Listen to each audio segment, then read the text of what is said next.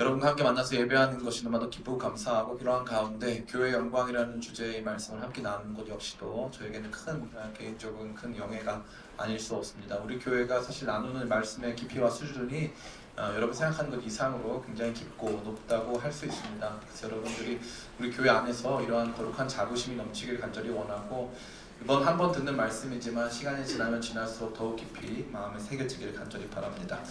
얼마 전에 설날 연휴가 있었습니다. 설 연휴 때 대한민국은 신권을 주로 많이 발급받아서 사람들에게 나누어 주곤 합니다.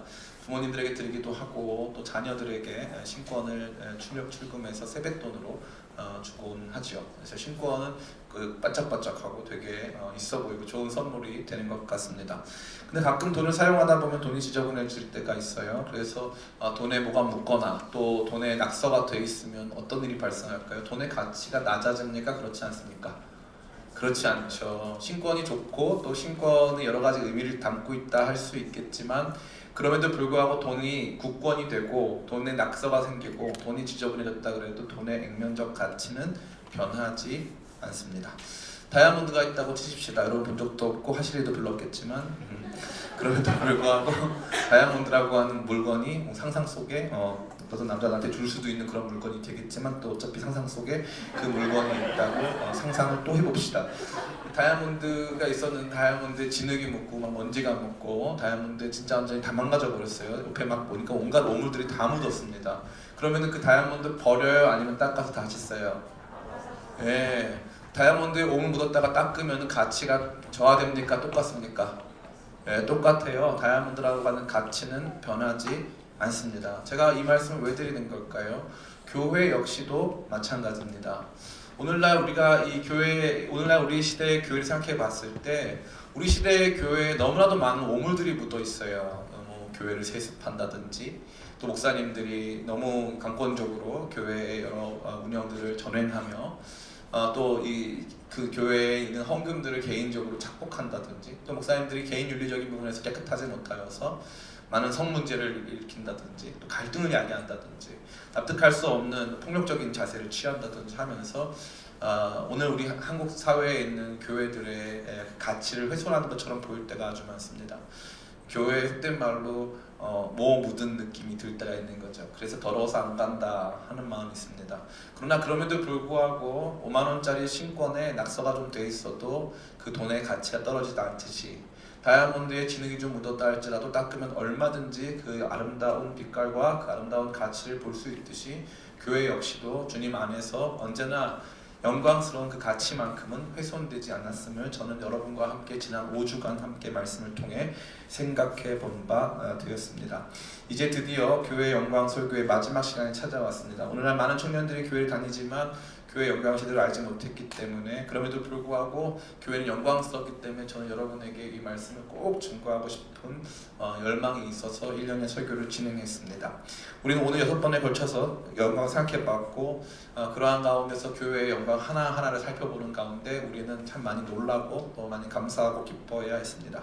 교회는 첫 번째로 능력 있는 공동체가 있습니다. 교회는 능력이 있습니다. 우리끼리 모여서 예배하는 것 같고, 우리끼리 성경 공부하는 것 같고, 우리끼리 모여서 찬양하는 것 같아 보이는데 실제로 그렇지 않고, 교회는 도시, 국가, 공동체, 경제, 사회, 문화 전체에 영향을 미치고 세상을 변화시키는 변화의 주체로서 그 기능을 감당한다고 되어 있습니다.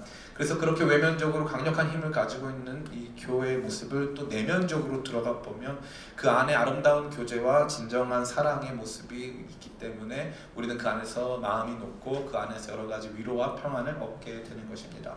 그렇다고 교회가 물러터진 공동체가 결코 아닙니다. 교회 안에는 교회 정치와 질서라는 시스템이 엄연히 존재하지만, 그 정치 질서 시스템 안에는 바른 리더십과 바른 팔로우십 안에서 서로 배려하고 약자들을 독려하면서 함께 세워가는 거룩한 하모니가 있음을 또한 생각해 본 바 있습니다.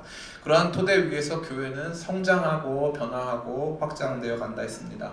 처음에는 유대인들을 중심으로 사역 주체가 구성되었는데 나중에는 구레네와 구브로의 이름 없는 사람들이 사역의 주체가 되었다 되어 있습니다. 처음에는 유대인들을 대상으로 사역의 대상을 삼았는데 시간이 가면 갈수록 그 대상이 성경이 구약 성경에 대한 지식이 전혀 없는 이방인들에게 향하고 있음을 보게 된 것입니다. 그래서 교회는요, 이 과거 2000년 전에 이 팔레스타인 지역에서 시작됐지만 오늘 전 세계 그 어디에도 복음이 전하여지지 않은 곳은 없을 정도로 이미 많이 편만하게 그 복음이 증거되어 있습니다.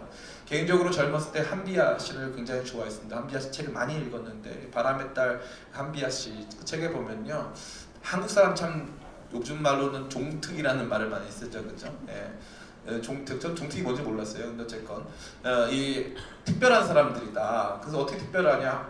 전 세계 오지에 한국 사람이 없는 곳은 없다. 전 세계 모든 오지에 한국 사람이 있는데 두 종류의 한국 사람이 있다는 거죠. 첫 번째 종류는 비즈니스맨이 있다는 거예요. 전 세계 어느 오지에 가도 한국 사람들이 거기 돈 될 만한 장사가 된다고 하면은 모든 사람들이 거기 가가지고, 많은 사람이 거기 가가지고 그 사업을 하고 있다는 거죠. 우리가 봤을 때 한국 사람 전혀 없을 것 같은 그 땅에도. 또 한 종류는 미셔너리, 선교사님들이 전 세계 어디에도 있다는 것입니다.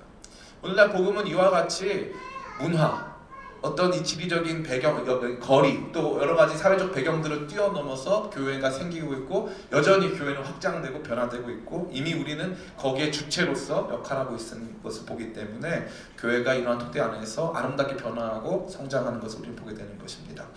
또한 이러한 모든 교회의 영광에 대한 가격표가 붙여 있다고 되어 있었습니다. 교회의 영광에 대한 이 가격표는 그게 누구 노래죠? 피, 땀, 눈물? 예, 누구는 저거죠? 방글라데시요? 뭐라고요? 방탄소년. 죄송합니다. 제가 그 많은 혼재된 정보 속에서 헷갈렸어요. 예. 방탄소년단이라고 그 소년들이 불렀죠. 그 피땀 눈물. 예. 피땀 눈물이 서려 있는 거죠. 그래서 제가 지난번에도 말씀드렸다시피 명품은 그 자체로 봤을 때는 우리가 명품의 가치를 가늠하기가 쉽지 않습니다. 명품하고 비슷한 소위 말하는 가품, 짝퉁도 있기 때문에 그것을 봤을 때 그 자체의 가치로는 충분히 이해할 수 없어요. 그러나 명품을 샀을 때 지불한 금액은 명품의 가치를 여러 가지 명품의 가치의 기준을 제시할 수 있는 충분한 이 척도가 될 수 있는 것이죠. 그래서 교회를 세워감에 있어서 이 교회의 영광의 척도, 이 교회의 영광, 한마디로 교회의 영광이 얼마나 가치 있는가를 보기 위해서 우리가 반드시 점검해야 될 것은 이 교회를 세우기 위해 얼마나 많은 사람들이 수고의 눈물과 피와 땀을 흘렸는가 하는 것들을 조명해 보면서 우리가 이 교회의 가치를 되새길 수 있다는 것을 지난 시간 말씀을 통해서 생각해 보았습니다. 저는 이러한 일련의 노력들이 여러분에게 조금 더 헛되지 않을 것을 확신합니다. 교회의 일원이 되고 교회를 함께 세워가는 것은 매우 영광스러운 일이기에 여러분 모두가 이러한 영광과 기쁨의 가치를 다시 한번 발견하게 되길 간절히 원하고, 아무쪼록 여러분과 함께 만들어가는 우리 기쁨의 교회가 이러한 교회의 영광을 온전히 드러내기를 간절히 소망하며 오늘 이 마지막 말씀을 준비했습니다. 오늘 말씀을 통해서 교회가 가진 진정한 영광에 대해서 재발견하는 저와 여러분 다 되시기를 예수님의 이름으로 축원합니다. 먼저 우리가 살펴볼 것은, 오늘 본문을 통해 살펴볼 것은 교회가 받는 핍박입니다. 교회가 받는 핍박. 1절부터 3절입니다. 같이 한번 읽어볼까요? 1절부터 3절입니다. 시작. 그때 헤롯 왕이 손을 들어 교회 중에서 몇 사람을 해하려 하여 요한의 형제 야고보를 칼로 죽이니 유대인들이 이 일을 기뻐하는 것을 보고 베드로도 잡으려 할세 때는 무교절 기간이라. 아멘. 성경에는 총 6명의 헤롯이 등장합니다. 예수님 태어나실 당시에 베들레헴의 2살 이하 남자 아이들을 다 죽이라고 명령했던 헤롯 대왕, 또 세례 요한의 목을 뱉던 헤롯 안티바, 또 나중에 예수님께서 애굽에 내려갔다가 다시 올라와셨을 때 집권하게 된 헤롯 아켈라오, 또 헤롯 필립, 그 다음에 오늘 보게 될 헤롯 아그리파 1세, 그 다음에 나중에 사도행전 뒤에 나오는 헤롯 아그리파 2세, 총 6명의 헤롯이 등장합니다. 많기도 합니다. 그런데 오늘 본문에 등장하는 헤롯은 헤롯 대왕의 손자인 헤롯 아그리파 1세입니다. 이 헤롯 가문들은 당시 정복국가인 로마 정부와 야합하여 이 팔레스타인 지역의 통치권을 위임받은 왕들입니다. 한마디로 이들은 로마 정부와 유대인들 사이에서 자신들의 권세를 누리고 있었기 때문에 양측의 비위를 맞춰가면서 최대한 이 여론 혹은 여러 가지 정치적인 역학관계 속에서 행동하였던 사람들입니다. 그 중에 이 헤롯 아그리파는 굉장히 독특한데, 여러분들 성경을 읽다 보면 분봉왕이라는 단어가 많이 나오거든요. 이 분봉왕은 팔레스타인 팔레스타인 전 지역의 일부만을 받은 왕을 말하는 것입니다. 헤롯 빌립과도 같은 왕들은 이 베레아와 갈릴리 지역에 대한 이 통치권만을 가지고 있었습니다. 근데 놀랍게도 헤롯 아그리빠는 가이오, 다시 말해서 이 칼리굴라라고 알려진 이 황제인데요, 로마 황제인데, 칼리굴라는 작은 장화라는 뜻인데, 이 어릴 때부터 로마 정복 전쟁에 참여해가지고 소년 병사로 활동했었던 전력을 가진 황제입니다. 이 칼리굴라와 헤롯 아그리빠 1세가 굉장히 돈독한 사이를 가졌어요. 그래서 유달리 이 헤롯 아그리빠 1세에게만큼은 모든 전권을 다 줬어요. 왕으로서의 전권을. 그래서 가만히 보면요, 이 당시에 헤롯 대왕을 제외하고 다른 헤롯들이 누릴 수 없었던 권세를 누리고 있었고, 어떤 의미에서 봤을 때 법적인 절차도 또 과감하게 집행할 수 있는 권력이 그에게 주어져 있었다는 것입니다. 그가 그의 손을 들어서 요한의 형제인 야고보를 칼로 쳤습니다. 그 야고보가 첫 번째, 이 사도 12사도 중에서는 첫 번째 순교자가 된 것입니다. 물론 사도행전 7장에는 스데반이 먼저 순교했습니다. 그러나 12사도 중에서는 제일 먼저 순교한 사람은 바로 이 요한의 형제 야고보가 되겠습니다. 야고보가 죽고 났을 때 이 당시에 유대인들의 여론은 폭발적인 반응을 보였습니다. 야고보의 죽음은 뭔가 이 헤롯 아그리빠로 하여금 결단력 있고 유대 정통성을 수호하려고 하는 의지를 보여준 행동처럼 보여졌기 때문에 백성들이 매우 기뻐했고 거기에 대해서 찬사를 아끼지 않았습니다. 헤롯 아그리빠 왕은 이에 대하여서 기뻐하고 이에 대해서 힘을 얻어서 베드로까지 이제 잡아서 처형하겠다고 생각하고 실제로 베드로를 검거하는 내용이 오늘 본문에 등장해 있습니다. 기독교인들이 받는 여러 가지 핍박들, 기독교는 전 세계에서 가장 많은 박해를 받는 종교입니다. 많은 사람들이 이 종교 이야기를 할 때 주로 기독교에 대해서 평가하고 판단할 때 십자군 이야기를 많이 합니다. 십자군 때 물론 많은 학살이 자행되고 또 잘못된 신학으로 말미암아 많은 사람들이 정말 잘못된 일들을 많이 행했습니다. 그러나 그럼에도 불구하고 그 십자군 사건 이후 또 혹은 제국주의 시대 일부를 제외하고서는 기독교는 박해를 주는 입장이 아니라 언제나 박해를 받는 입장이었습니다. 기독교는 전 세계에서 가장 많이 박해받는 종교였습니다. 기독교가 받는 박해의 중심에는 무엇이 놓여져 있을까요? 기독교에 대한 단순한 혐오, 기독교가 아닌 다른 철학에 대한 강력한 옹호가 자리 잡고 있다고 생각하기에는 사실은 매우 그것은 헐겁다고 볼 수 있습니다. 이 급진적 진화론자인 리차드 도킨스라는 사람이 있어요. 이 사람이 쓴 이기적 유저자라던가 이런 책들이 굉장히 인기가 많습니다. 특별히 최근에 이 사람이 낸 책들 중에 아주 센세이션한 책은 만들어진 신이라는 책입니다. 제가 시작을 다닐 때 정말 고민이 많았기 때문에 그 사람 책을 다 읽었어요. 다 읽었는데 그 책은 진짜 만들어진 책이었어요. 정말 만들어진 책 같았어. 그 책을 보고 너무나도 크게 실망했어요. 저는 그 사람이 기독교 이 신앙을 완전히 반박할 수 있을 만한 강력한 과학적 논리로 무장했을 줄 알았어요. 근데 그런 게 하나도 없어요. 종교의 폐해들만 나열했어요. 종교의 폐해들도 여러 가지 종교들을 혼합하여 종교라는 종교 일반 자체가 전혀 우리에게 필요하지 않는 것인 것을 보여주기 위한 태도로 그것을 썼고 대부분 조롱적 언사로 그 책이 기록되어 있었습니다. 보면서 참 웃겼어요. 저 정도 가지고 우리는 안 물러설 것 같은데. 근데 사람들은 거기에 열광했어요. 재밌는 건 뭡니까? 열광하기 시작하니까 거기에 대한 반응들이 나타나기 시작했어요. 만약에 누군가 기독교를 박해하자 했는데 아무도 호응하지 않았다면 그런 박해가 거국적으로 일어날 수는 없었습니다. 제가 무슨 말씀을 드리는 거죠? 기독교에 대한 박해, 교회에 대한 박해는 정치적이라는 것입니다. 권력을 얻기 위해, 사람들의 마음을 얻기 위해서 뭔가 다시 말해서 우리가 가지고 있는 헤게모니를 더욱더 공고히 하기 위한 차원에서 이런 기독교 신앙에 대한 박해가 지속되고 있다는 것입니다. 차라리 공산권 국가 내에서는 보다 정직한 모습으로 기독교 박해가 자행된다고 볼 수 있습니다. 종교는 민중의 아편이다.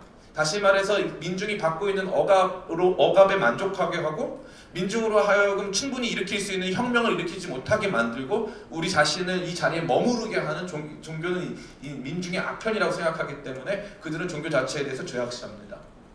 많은 사람들이 히틀러에 대해서 분노하지만 사실은 히틀러가 저지른 이 악행보다 그 이후에 나타난 스탈린 레닌 스탈린 시대에 있었던 학살이 더욱 컸다고 볼 수 있고, 그 뒤에 일어난 중국 내에서 문화 대혁명, 마오쩌둥의 문화 대혁명이 더 많은 사람들의 목숨을 앗아갔다 볼 수 있습니다. 그 모든 혁명의 중심에는 뭐가 있었습니까? 그 중심에는 다른 것이 아닌 바로 이 기독교 신앙에 대한 박해가 자리 잡고 있었습니다. 기독교 신앙은 언제나 그들과 대척점에 서 있었습니다. 그럼 자본주의 안에서는 기독교 신앙이 언제나 옹호받을까요? 그렇지 않습니다. 기독교 신앙은 그 자본주의 안에서 다른 방식으로 핍박을 받습니다. 사랑하는 성도 여러분, 오늘 우리 가운데 주어져 있는 이 신앙은 우리가 지난번에 살펴봤지만 그냥 주어진 것이 아닙니다. 성도들의 피와 땀과 눈물에 의해서 주어진 것입니다. 그러나 오늘 우리가 받고 있는 여러 가지 핍박과 사회적 제약들, 여러 가지 시대적 도전들은 단순히 어떤 한 사람들이 생각해낸 철학적이고 뭔가 순수한 내용의 반대가 결코 아닙니다. 그 내면 안에는 기득권을 상실하고 싶어하지 않는 사람들, 혹은 그 수많은 대중들의 인기에 영합하여서 자신들의 권력을 강화하고자 하는 많은 정치적인 움직임들이 거기에 자리 잡고 있다는 것입니다. 어떤 목사님 교회에 편지가 한 통 날아왔습니다. 미국 목사님이신데요. 동성 결혼에 대한 이 내용과 관련되어 있었습니다. 그 편지를 작성한 사람은 판사였습니다. 이 연방법이 발효가 되면은 이 동성애가 합법이라고 하는 연방법 혹은 주 정부의 법이 발효가 되는 순간 이 판사는 법에 의거해서 그 일들을 치러야 합니다. 그래서 누군가가 동성 결혼을 하기 위해서 이 법원에 방문해서 자기들이 신청서를 냈을 때 다른 특별한 사유 없이 이 사람들이 동성 결혼이라는 이유만으로 허가를 내주지 않는다면 이 판사는 범법 행위를 하게 되는 것입니다. 이 사람이 교회 목사님한테 편지를 보냈어요. 저는 어느 주 정부에서 일하는 무슨 연방 판사입니다.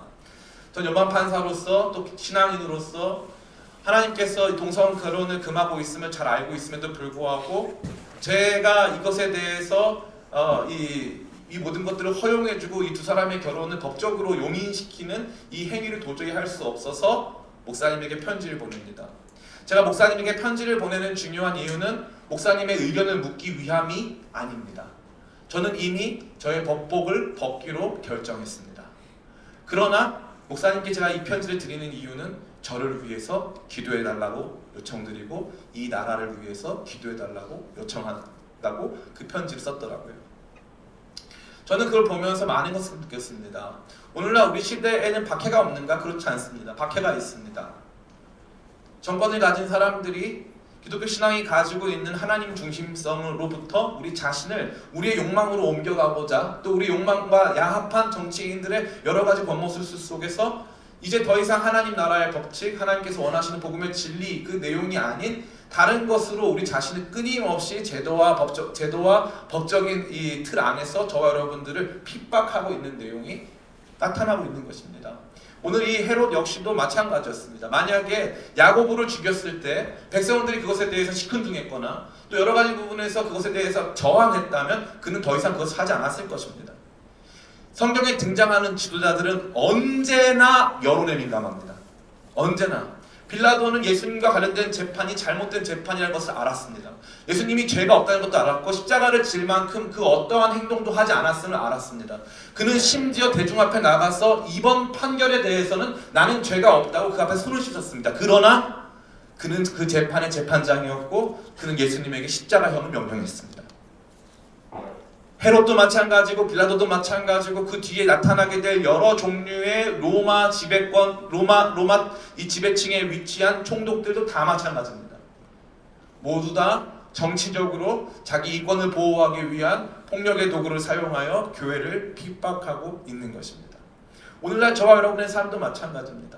그러니까 여러분 좀 더 지혜로워지실 필요가 있습니다. 정권, 그것이 어느 정권이건 막론하고 기독교 복음이 있는 그대로 완전히 수용되는 경우는 존재하지 않습니다. 교회는 언제나 핍박을 받아왔습니다. 단순히 야고보 한 사람의 개인적인 죽음이 아닌 야고보 한 사람을 순교시킴으로 말미암아 교회 자체에 대한 영향력을 감소시키고 수많은 사람들을 교회 밖으로 몰아내기 위하여서 그러한 여러 가지 시도들을 감당하고자 하는 많은 정부들이 존재했음을 우리는 역사를 통해서 알게 됩니다. 로마 제국 시대에는 무려 10차례에 걸친 엄청난 박해가 존재했습니다. 그 이후에는 그렇지 않았을까요? 끊임없는 박해가 각 도시마다, 각 국가마다 이어졌습니다. 참 놀랍고 신기한 일이 아닐 수 없습니다. 진짜 교회는 박해받습니다. 진짜 복음의 교회는 핍박받습니다. 언제부터 교회가 망가지기 시작했을까요? 이스탄불의 옛날 이름은 콘스탄티노플이라고 하는데 그 전에는 이 로마 제국의 수도가 로마에 있었습니다. 그런데 이제 이 콘스탄틴 대제가 로마 제국의 수도를 콘스탄티노플로 옮겼습니다. 다시 말해 지금의 이스탄불로 로마 제국의 수도를 옮긴 것이죠. 그 전에 로마는 왼쪽 서쪽에 있었습니다. 그래서 그쪽은 서로마라고 합니다.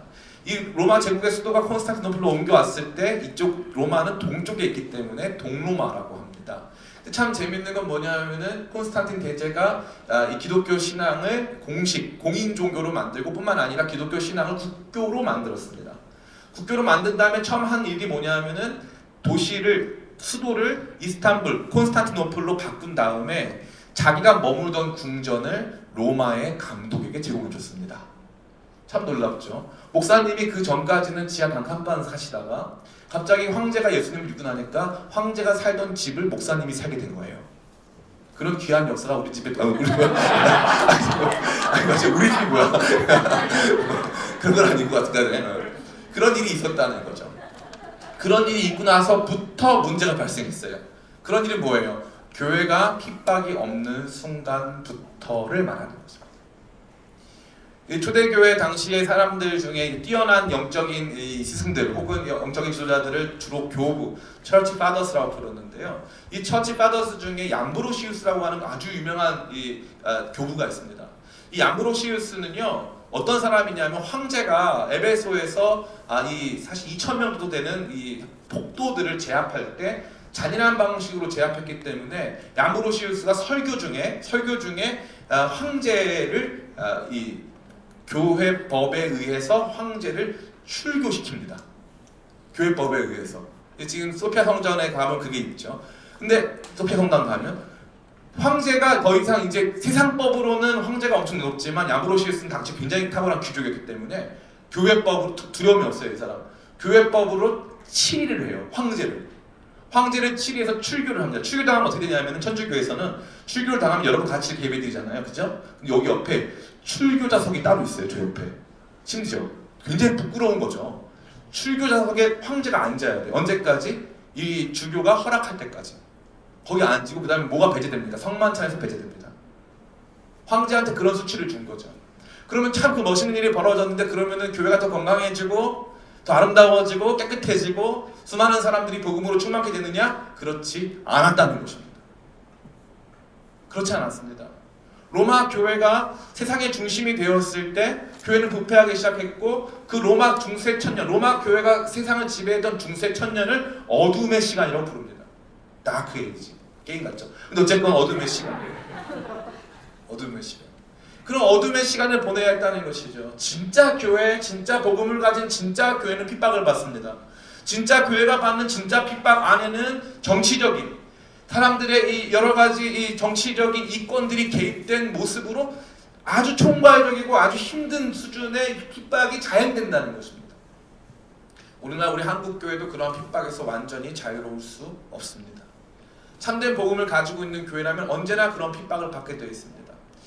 2차 세계대전이 끝날 무렵 일본은 태평양 전쟁을 일으키고 그 이후에 이 전쟁에서 승리하려고 하는 몸부림 가운데서 이제 신사참배 운동을 벌이기 시작합니다.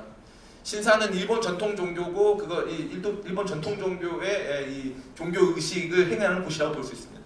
신사 참배와 더불어서 이 동방요배라고 해가지고 예배 시간에 먼저 예배드리기 전에 동쪽을 향해서 절을 하는 의식을 했습니다. 많은 사람들은 그것은 일종의 국민 의례에 불과한 것이니 거기에 따라야 된다고 얘기를 했습니다. 그러나 주기철 목사님과 같은 분들은 그것은 엄연한 우상 숭배고 우리는 하나님 나라에 속한 사람이기 때문에 거기에 절하지 않는다고 고백했습니다. 그러다가 1938년 대한예수장로회 총회에서는 신사참배를 종교의식이 아닌 이것은 일종의 이 국민 의례이기 때문에 시행하겠다고 선언합니다. 그게 한국교회의 바로 신사참배 배교행위가 되는 것입니다.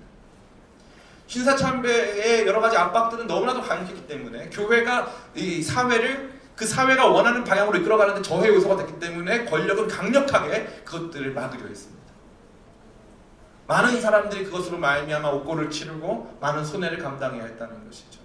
그것이 교회가 갖는 정치권과 갖는 여러 가지 갈등의 비근한이라고 할 수 있습니다.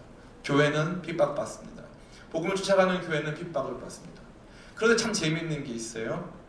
따라해 볼까요? 핍박받지만 주님께서 함께 하신다.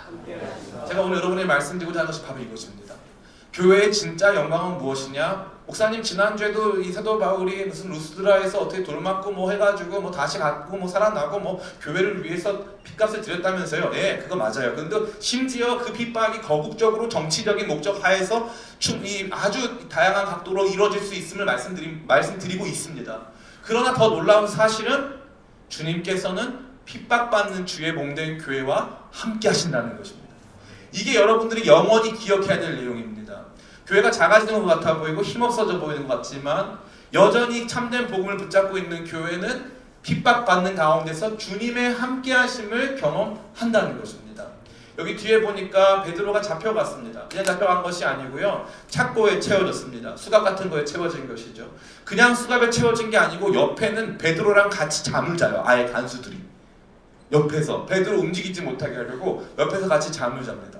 근데 갑자기 천사가 와가지고 베드로 옆구리를 쳤어요. 참 기분 나쁠 수 있는데 옆구리를 쳤어요. 왜 깨우세요? 옆구리를 쳤어요. 옆구리 치면서 깨워서 빨리 일어나라 가자고 하는 거예요. 봤더니 손에 착고가 풀려져 있어요. 옆에 사람들은 아직 자고 있어요. 그것도 기가 막히죠. 그런 다음에 어떤 일이 벌어집니까? 문이 자동문이에요. 몰랐네. 문이. 야, 원래 자동문인 줄 알았으면 진짜 탈출 시도해볼 걸. 계속 문이 열려. 맨 마지막 문이 제일 크고 제일 중요한 문인데 그거는 이제 이 도시 바깥으로 도로로 연결된 문이 그냥 자동문 다 열리는 거죠. 그런 일이 발생하는 거죠. 헤롯은 그의 강력한 권력으로 베드로를 완전히 사로잡아서 움직이지도 못하게 만들고 거기에서 이제 벗어날 가능성은 조금 더 없어 보이는데 하나님께서는 마치 헤롯을 비웃듯이 오늘 본문에 헤롯이라는 단어가 굉장히 많이 나오지 않습니까? 마치 헤롯을 비웃듯이 헤롯이 쌓아놓은 여러 가지 핍박의 도구들을 다 물리치시고 베드로를 구출해내는 장면을 보여주십니다. 주님께서는 주의 몸된 교회와 함께 하십니다. 그럼 언제 함께 하시느냐? 우리가 언제 함께하면 볼 수 있느냐가 중요한 문제 아닐까요? 특별히 언제 함께 하시냐면 따라해볼까요? 교회가 기도할 때. 교회가 기도할 때 함께 하십니다. 같이 한번 읽어보겠습니다. 우리 몇 절입니까? 우리 5절입니다. 이에 베드로는 옥에 갇혔고 교회는 그를 위하여 간절히 하나님께 기도하더라. 다음에 교회는 그를 위하여 간절히 하나님께 기도했다고 되어 있습니다. 또 뿐만 아니라 어떻게 되어 있습니까? 우리 14절부터 같이 읽어보겠습니다. 14절부터 17절 같이 읽겠습니다. 시작. 베드로의 음성인 줄 알고 기뻐하며 문을 미처 열지 못하고 달려가 들어가 말하되 베드로가 대문 밖에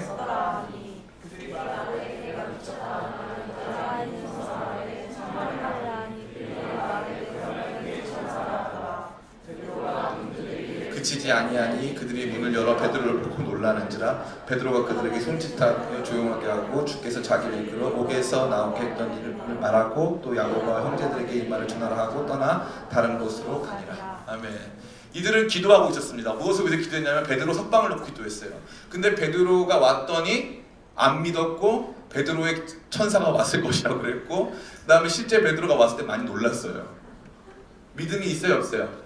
믿음이 없어요. 근데 기도는 했어요 안 했어요? 했어요. 믿음 없는데 기도했어요. 됐어요 안 됐어요? 됐어요. 교회가 큰 믿음 갖지 못했어요. 왜냐하면 큰 믿음을 가질 수 있는 가능성이 없어요. 베드로 지금 이미 야고보는 죽었어요. 이미 야고보는 죽었고 온 백성의 전반적인 여론이 베드로가 죽는 쪽으로 다 기울어져 있어요. 강력한 이 권력으로 제도권 권력으로 말미암아 베드로는 완전히 휩싸여 있어요. 문이 세 개나 되고 옆에 있는 사람들도 다 같이 지키고 있고 손에 착고가 차여져 있어요. 헤어나올 방법이 없어요. 그런데도 불구하고 교회가 어떻게 했다는 기도했다는 거죠. 하나님의 영광을 바라면서 기도했다는 거죠. 하나님의 역사하심을 바라면서 기도했다는 거죠. 기도하는 과정 속에서 하나님께서 어떻게 했다? 핍박받는 교회, 억압받는 교회, 지금 막혀있는 모든 상황들 속에서 힘들어하는 교회를 위해 주님께서는 친히 일하신다. 친히 일하신다. 주의 몸된 교회는 단 한 번도 작아진 적이 없습니다. 여러분 정말 여러분들이 기쁨의 교회 와서 봐야 될 가장 중요한 것이 무엇이냐? 바로 이런 선교적 안목입니다. 한국 땅에서 교회가 작았다고 하지만 지금 이 중국 땅에서는 우리 지난번에 윤수미 자매가 얘기해 준 거 아니겠습니까? 그 사실 윤수미 자매가 말해준 게 아니고 객관적인 사실이 그렇습니다. 공산당 인구는 8천만 명밖에 안 되는데 기독교인이 1억 명이 넘어요. 증가 속도로 봤을 때 얼마나 빨리 증가하냐면은 조만간에 2030년이 되면 2억 4천만 명이 된답니다. 중국에서는. 얼마나 놀랍습니까? 누가 이것을 막을 수 있습니까? 아무도 못 막아요. 지금 중국 정부는요 강력하게 기독교를 제한하고 있습니다. 근데 우리 기쁨의 교회가 5월달에 어디 가요? 중국을 갑니다. 그만할까요? 자, 근데 5월달에 중국을 가요. 근데 거기 가는 성이 있어요. 우리 가는 한 지역. 혹시 여기 우리 첩자가 있을 수도 있으니까 어떤 성을 가요.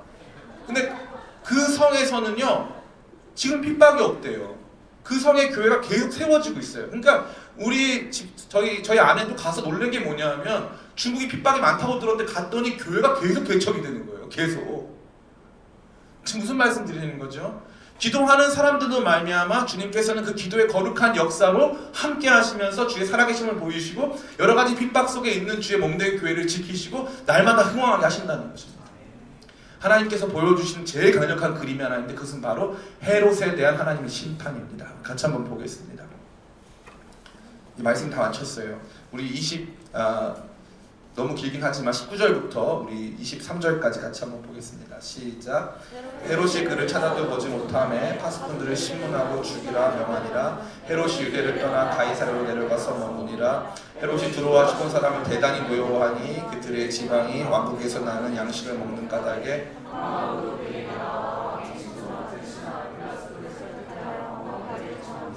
헤롯이 나를 택하여 왕복을 입고 단상에 앉아 백성에게 연설하니 백성들이 크게 부르되 이것은 신의 소리요 사람의 소리가 아니라 하거늘 헤롯이 영광을 하나님께 돌리지 아니하므로 주의 사자가 고치니 벌레에게 먹혀 죽으리라. 아멘. 이 참 놀라운 것은요 아무리 대단한 헤롯 아그리빠라고 해도 하나님의 심판을 피할 수가 없습니다. 처음에는 헤롯이 손을 들어 칼로 야고보를 죽였다고 되어 있어요. 근데 오늘 본문의 마지막에는 하나님께서 헤롯을 죽이는데 헤롯을 칼로 안 죽이시고 벌레로 죽이세요. 벌레로 죽이세요.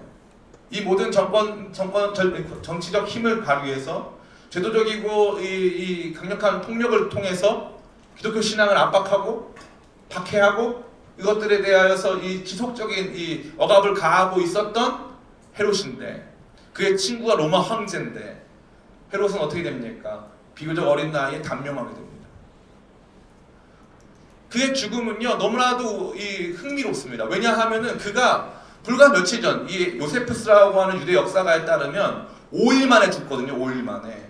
이 5일 전에 무슨 일이 있었냐면은 그가 가이사랴라고 하는 연극장에서 황제 축일 중에 한 날 정해서 그가 연설을 하는데요. 그가 입은 옷이 은으로 된 옷이었는데 그게 햇빛과 부딪히면서 그의 옷에서 빛이 나기 시작해서 사람들이 헤롯을 보면서 저 사람은 신이다 소리를 지른 거예요. 근데 말을 하는데 또 헤롯이 워낙 잘해. 그 사람들이 이거는 신의 목소리다. 내가 당신을 지금까지 인간으로 알았지만 당신 이제 신입니다. 난리가 박수를 친 거죠. 대단합니다. 박수 친 거죠. 근데 무슨 일이 발생합니까?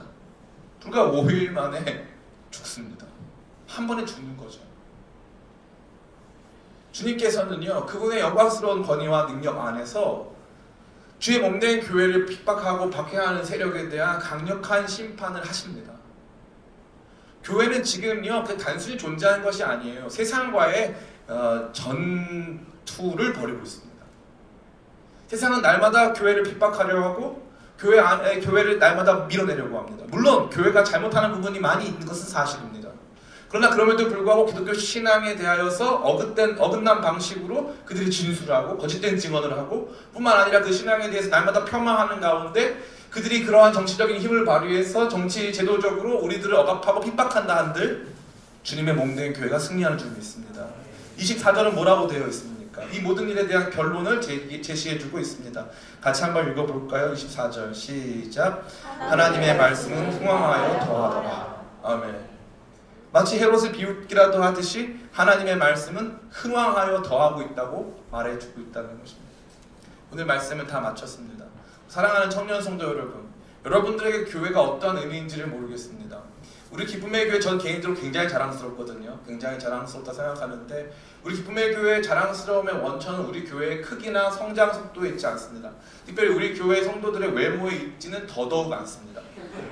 그것이 매우 감사한 건데요. 속으로 여러분 너는 이런 말씀을 하셨겠지만 그러면 굴하지 않습니다. 어찌됐건 우리가 뭐 대단한 학벌을 가지고 있다고 또 우리 교회에 이 탁월한 사람이 많다고 잘생긴 사람이 많다고 연예인이 많다고 뭐 이런 생각은 전 전혀 없어요. 우리 교회가 가치 있는 이유는 우리 교회 안에 복음의 진리가 있기 때문인 줄 믿습니다. 영원히 변하지 않는 복음의 진리를 가지고 있는 주의 몸된 교회, 이 주의 몸된 교회는 크게 영광스럽습니다. 우리 교회가요 지금 이 상태로 계속 가잖아요. 우리 교회가 부흥할까요 안 할까요? 부흥합니다. 제가 장담하는데 우리 기쁨의 교회는 3년 4년 안에 부흥하게 되어 있습니다.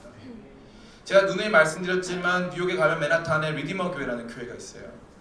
사람들이 아무도 따르지 않고 있었던 복음에 대한 진리, 여러분 나중에 기회가 된다면 울프 오브 이 월스트리트라는 영화를 꼭 보세요. 거기 보면은 그 사회에 이 월스트리트에 사는 사람들이 어떻게 사는가, 고급 매춘부들, 마약에 찌들어 있는 사람들, 성적으로 완전히 파괴된 그 사람들의 삶을 낱낱이 보여주는 영화입니다. 그러한 사람들이 복음 안에 돌아올 것을 아무도 생각하지 못했습니다. 한 교회가 거기에서 복음만을 가르치기 시작했습니다. 대단한 음악도 없이 목사님이 말씀 끝나면 저녁 5시에 다 같이 모여서 이런 홀에 있어서 목사님하고 같이 대담을 합니다. 목사님 이건 왜 그렇습니까? 저건 왜 그렇습니까? 신앙은 무엇입니까? 사람들하고 대담을 합니다. 시간이 조금씩 지나면서 교회가 부흥하기 시작합니다. 수많은 사람들이 교회 안에 들어오기 시작합니다. 지금은 전 세계에서 가장 강력하게 복음을 전하는 한 교회를 대라면 바로 그 교회입니다. 복음은 약하지 않습니다. 복음은 능력이 있습니다. 세상을 바꿉니다. 인간을 바꿀 수 있습니다. 복음은 정치, 경제, 사회, 문화 모든 것을 향하여서 영향을 미치고 사람들을 바꿔가는 놀라운 능력을 가지고 있습니다. 교회는 바로 그런 곳입니다. 그런데 그 교회가 더 아름다운 것은 바깥으로만 힘이 세기 때문이 결코 아닙니다. 교회 안으로 들어가면 내 것을 서로 나누고 서로의 눈물을 닦아주고 서로를 가슴으로 끌어안고 서로 주님의 예수 그리스도의 이 죽으심을 기억하며 서로가 성찬을 나누고 삶을 떼어내어 나누는 아름다운 코이노니아 교제가 그 중심에 있었습니다. 교제와 사랑 없는 교회는 가짜 교회입니다. 저는 우리 교회가 그러한 거룩한 코이노니아로 충만한 줄을 믿습니다. 뿐만 아니라 교회 안에는요 이러한 코이노니아뿐만 아니라 주님께서 주시는 놀라운 질서가 있습니다. 사도들이 그 말씀을 가르쳤고 백성들은 그 말씀을 따라와야만 했습니다. 그러나 어느 순간에 교회 안에 문제가 발생했습니다. 먹고 사는 문제였고 돈이 관련된 문제였으며 계파 간의 갈등의 문제였습니다. 헬라파 과부들이 날마다 시행하는 구제에 빠지게 되는 문제였습니다. 날마다 시행하는 구제 프로그램인데 내가 언어를 못한다는 이유만으로 내가 늘 배려된다면 많은 사람들이 그것에 대한 불만을 제기할 것입니다.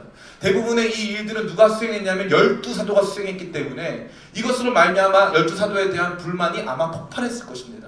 당신들은 리더십에 대한 지혜가 부족하고 당신들은 권한이 없다 생각했을 것입니다. 그러나 그 누구도 그렇게 하지 않았고 모든 백성들은 자기 자신들이 대부분의 이 포션을 가지고 있었던 히브리파는 헬라파 7명을 그 일의 책임자로 세워서 헬라파 7명이 그 모든 것들을 감당하게 합니다. 교회는 아름다운 질서와 체제를 갖고 있습니다. 가장 멋있는 건 뭐냐면요, 시스템을 만드는 건 하나도 안 멋있어요. 제일 멋있는 건 시스템에 영혼을 불어넣는 거예요. 그게 어려워요. 제가 하다 보면 이런 게 있어요. 교회 애들 부흥시키는 건 많이 어렵지 않아요. 근데 뭐가 어렵냐면 눈빛을 바꾸는 건 어려워요. 눈빛을 바꾸는 거. 시스템이 눈빛을 바꿀 수 있습니까? 교회는 할 수 있습니다. 12사도와 나머지 사람들, 7명의 집사들, 이런 사람들이 갖추고 있는 여러 가지 교회 정치적 시스템들이 사람들의 삶을 풍요롭게 하고 여러 가지 고난과 아픔을 이겨내는 회복 탄력성을 가지고 있는, 변화할 수 있는 살아있는 유기체와 같은 모습의 아름다운 질서와 그런 체제를 보여주고 있었다는 것입니다. 뿐만 아니라 어떤 모습입니까? 이 교회는요 성장하는 교회였어요. 우리 교회도 마찬가지인데 우리가 아는 사람들을 중심으로 존재했다가 조금씩 모르는 사람들로, 우리와 관계가 없는 사람들로, 신앙적인 기반이 없는 사람들로 복음의 내용이 확산되고 증거돼서 교회는 완전히 새로운 모습으로 변화된 것입니다. 10년 뒤에도 여기 모인 사람이 그대로라면 좋은 교회일까요? 나쁜 교회일까요? 네, 여러분 말씀 못하시고 제가 대신해 드릴게요. 나쁜 교회예요. 10년 뒤에 여기 있는 사람이 그냥 그대로라면 나쁜 교회예요. 정상적으로 담임 목사님이 말씀 전했고 교회 안에 참된 사랑이 있고 그 안에 바른 질서가 있는데 10년 뒤에도 이 사람들이 전부거나 혹은 이 사람들 전부였다가 여기서 몇몇 빠져있다면 미안한 말이지만 나쁜 교회입니다. 정상적이지 않은 교회예요. 교회는 10년 뒤에 우리가 모르는 사람들이 채워져야 좋은 교회인 줄 믿습니다. 우리가 모르는 사람들이 이 교회의 거룩한 가치와 함께 할 수 있는 교회로 함께 세워지기 간절히 바랍니다. 교회는 날마다 변화하고 성장했습니다. 이 변화하고 성장하는 교회를 위해서 수많은 사람들이 희생하고 헌신했고 그 희생의 터전 위에서 아름다운 일꾼들이 세워지기 시작했습니다. 그것이 바로 교회의 가치, 교회의 가격이었습니다. 그러한 교회 속에서 고통받고 고난받고 사람들이 피 흘리고 수고하고 헌신하는 이 교회 속에서 정치적으로 이 박해받는 이 교회 속에서 주님께서 보여주신 건 무엇입니까? 그러한 박해와 핍박 속에서 기도할 때 주님께서 일하신다. 아까 우리 찬양했잖아요. 주님께서 일하십니다. 기댈 곳 우리 여성 파트 기댈 곳이 없었잖아요. 그렇죠? 멜로디 몰라서 기댈 곳이 없었어요. 어디다 기대야 되나 막 힘들었단 말이에요. 기댈 곳 없는 우리의 삶에 주님께서 기도할 때 우리가 비록 작은 믿음을 가지고 기도할다 할지라도 그 작은 믿음이 부끄러워질 만큼 주님께서 역사하시고 능력 있게 일하시며 주님께서 가장 강력한 권력자로 보였던 헤롯 아그리파를 단 5일 만에 그의 생명을 가져가 버리십니다. 주님은 교회의 놀라운 보호자이십니다. 우리 기쁨의 교회 보호자는 누굴까요? 저일까요? 저 아닌 것 같아요. 제가 예전에 다니던 교회 목사님이 교회가 빠르게 부흥했어요. 1000명, 1년에 1000명씩 부흥해서 2년, 3년 됐더니 3000명, 4000명이 됐어요. 교회가 4000명쯤 되니까 목사님이 고민을 많이 하다가 교회 사무실 빌딩이 있어야 될 것 같아가지고 4000명 정도 되니까 빌딩을 하나 구입하기로 결정을 했어요. 당회에서. 돈이 당장은 없지만 헌금이 많이 들어오니까 교회 빌딩을 구입해야 되겠다 생각하고 좋은 빌딩이 나와서 이제 은행원을 만나가지고 대출해달라고 그랬어요. 이 은행원이 직접 목사님께 왔습니다. 와서 딱 단둘이 대화를 하는데 이 은행원이 이러던 거예요. 목사님 교회 성도들이 아주 많네요. 목사님 교회에 헌금이 아주 많이 들어오네요. 그렇지만 저희 은행은 목사님에게 대출해 드릴 수 없습니다. 헌금이 아무리 많이 들어오고 성도가 아무리 많아져도 우리는 목사님 교회에 대출해 드릴 수가 없어요. 왜 그런 일을 물어봤어요. 아니 우리가 담보도 있고 다 할 수 있는데 왜 안 되냐. 이 교회는 목사님이 없어지면 이 교회도 없어질 것 같아서 그렇다는 거예요. 목사님 한 사람이 없어지면 이 교회도 없어질 만한 교회이기 때문에 이 교회의 보호자, 이 교회의 수호자가 목사님 한 사람이기 때문에 우리는 빌려줄 수 없고 위험 부담이 너무 크다는 거예요. 생긴 지도 얼마 안 됐고. 목사님 그 말씀하셨어요. 너무 충격받았다는 거죠. 그동안 자기는 어떻게 생각했냐면 우리 교회가 충분히 성장할 수 있다고 생각했는데 가만히 보니까 자기 의존도가 너무 높았던 거예요. 우리 기쁨의 교회는 그렇지 않은 줄 믿습니다. 우리 기쁨의 교회는요 이유한 목사 한 사람이 잘나서 되는 교회가 아니에요. 우리 기쁨의 교회는요 우리 주님이 보호자가 되시는 줄 믿습니다. 우리 교회에 여러 가지 핍박이 다가온다 할지라도 여러 가지 한계가 다가온다 할지라도 저는 두렵지 않습니다. 주님께서 우리 교회의 보호자가 되시고 우리 교회의 인도자가 되실 줄 믿습니다. 마치 이 엄마가요 막 지나가는 개 하나도 한 마리 자기 자녀를 공격하려고 하면요 엄마가 개 무서워하는 사람들 개랑 싸울 거예요. 그와 같이 우리 주님께서도 주님의 몸된 교회를 위해서 싸워주십니다. 헤롯 너가 그랬어? 네가 야고보 죽였어? 야고보 죽인 사람 누구야? 나와! 우리 주님 그런 모습 아닙니까? 지금 가만히 보면 그런 모습이에요. 누가 야고보 죽였어? 누가 베드로 가두라 그랬어? 내가 존재하지 않아? 내가 여기 있어. 주의 몸된 교회는 주님의 돌보심이 함께하는 교회인 줄 믿습니다. 기도하는 성도들과 함께 주의 돌보심이 함께하는 교회. 저는 그러한 교회를 여러분이 함께 체험하게 되시길 간절히 축원합니다. 사랑하는 성도 여러분, 여러분이 신앙생활 하면서 만날 수 있는 가장 즐겁고 행복한 것은 좋은 교회를 만나는 거예요. 좋은 교회를 만나서 함께 진짜 아무 생각 없이 예배드리고 함께 주의 말씀을 받고 함께 그것이 실제로 체화되는 것을 경험하는 것보다 더 좋은 교회는 존재하지 않습니다. 이제 이 교회가 여러분 앞에 놓여져 있습니다.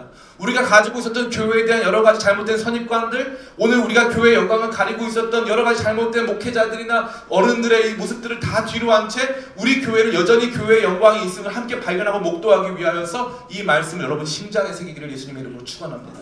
주님의 몸된 교회는 영광이 있습니다. 핍박받고 정치적으로 억압받는다 할지라도 주의 몸된 교회는 주님께서 함께 하십니다. 주의 함께 하심을 함께 경험하는 저와 여러분 다 되시기를 예수님의 이름으로 축원합니다.